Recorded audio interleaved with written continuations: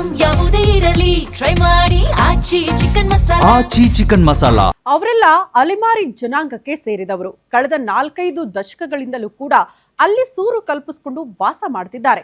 ಆದ್ರೆ ಈ ಕ್ಷಣಕ್ಕೂ ಕೂಡ ಸರ್ಕಾರ ಅವರ ಕಡೆಗೆ ತಿರುಗಿ ನೋಡ್ತಾ ಇಲ್ಲ. ಒಂದು ಸೂರನ್ನ ಕಲ್ಪಿಸೋದ್ರಲ್ಲೂ ಕೂಡ ಸರ್ಕಾರ ಎಡವಟ್ಟು ಮಾಡ್ಕೊಂಡಿದೆ ಅನ್ನುವಂಥ ಆಕ್ರೋಶ ಹೊರ ಹಾಕ್ತಿದ್ದಾರೆ. ಹಾಗಾದ್ರೆ ಎಲ್ಲಿ ಏನಾಯ್ತು ಆ ಕುರಿತೊಂದು ರಿಪೋರ್ಟ್ ಇದೆ, ಬನ್ನಿ ನೋಡ್ಕೊಂಡು ಬರೋಣ.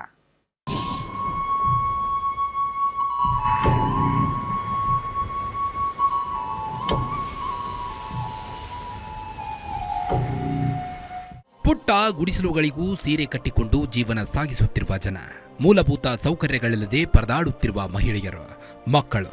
ಅಂದ ಹಾಗೆ ಈ ದೃಶ್ಯಗಳು ಕಂಡುಬಂದಿದ್ದು ಬಾಗಲಕೋಟೆ ಜಿಲ್ಲೆ ಲೋಕಾಪುರ ಪಟ್ಟಣದಲ್ಲೇ.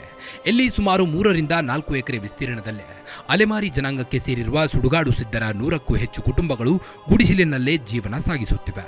4-5 ದಶಕಗಳಿಂದ ವಾಸಿಸುತ್ತಿದ್ದರೂ ಇಂದಿಗೂ ಶಾಶ್ವತ ಸೂರು ಹಾಗೂ ಮೂಲಭೂತ ಸೌಲಭ್ಯಗಳು ಸಿಕ್ಕಿಲ್ಲ.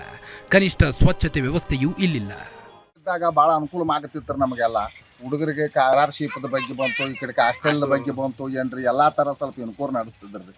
ಏನ್ರಿ ಅವ್ರೇನೋ ರಾಜಕೀಯ ಒಳಗೆ ಇದಾಗಿದ್ದ ಬಳಿಕ ಅಲ್ಲಿಂದ ಇಲ್ಲಿ ಮಟ್ಟ ಯಾವುದೂ ನಮಗೆ ವ್ಯವಸ್ಥೆ ಸಿಕ್ಕಿಲ್ಲ. ಇಲ್ಲಿ ಮಟ್ಟ ಆದ್ರೂ ಮಳೆ ಬಂತಂದ್ರೆ ಒಟ್ಟು ಒಂದು ಕಂಬಳಿ ಹೊತ್ಗಳು ಕುಂದ್ರೋದಾಗೈತಿ.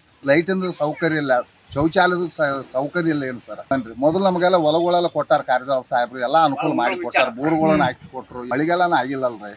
ಅದ್ರ ಸಂಬಂಧ ಈಗೆಲ್ಲ ಇಲ್ಲಿ ಜೀವನ ನಡೆಸೋದು ಭಾಳ ಗಂಭೀರ ಆಗೈತೇನು ಸರ್.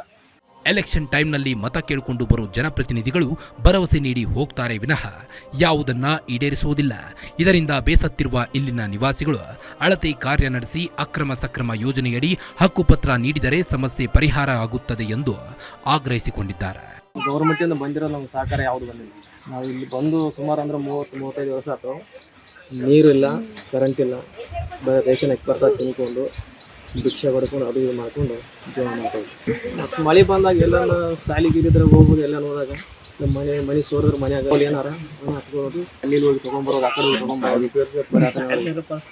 ಇನ್ನಾದರೂ ಸರ್ಕಾರ ಹಾಗೂ ಸಂಬಂಧಿತ ಅಧಿಕಾರಿಗಳು ಇತ್ತ ಗಮನ ಹರಿಸಿ ಈ ನಿವಾಸಿಗಳಿಗೆ ಸೂರು ಒದಗಿಸುವಂತಾಗಲಿ, ಜೊತೆಗೆ ಕುಡಿಯುವ ನೀರು ಮತ್ತು ವಿದ್ಯುತ್ ಸಂಪರ್ಕ ಕಲ್ಪಿಸುವ ಕಾರ್ಯ ಮಾಡಬೇಕಿದೆ.